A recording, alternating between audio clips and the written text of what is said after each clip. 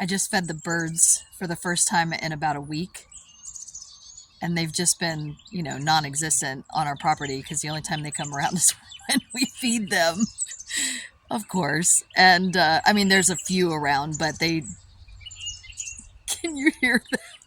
They're just going crazy.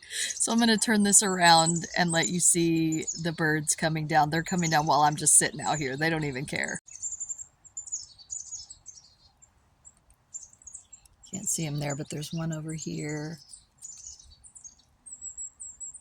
Probably 5 or 6 different species came down all at the same time. A couple of chickadees, couple of towhees, couple of titmouses. There's one right there. Whoops.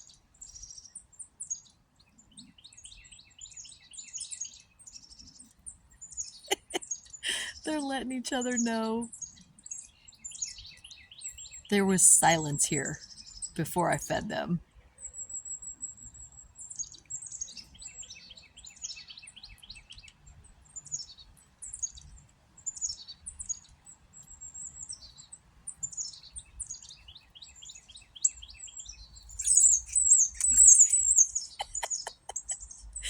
You don't have to be aggressive, you sillies. There's enough for everybody.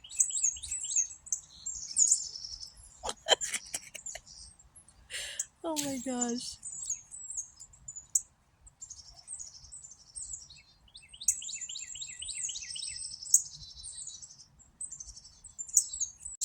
So for me to be able to feed these birds, if I were to keep them consistently in food, it's probably about $120 a month. And sometimes we just don't have the extra to be able to do it. And so we were unfortunately out of food for a little over a week this past time. And I knew they were gonna, sometimes I like leaving it empty for a couple of days because it teaches them that they can't just depend on us to feed them all the time. And but boy, when I bring out this food, they go crazy. And tonight, I'm sure the raccoon will be back, and who knows what else.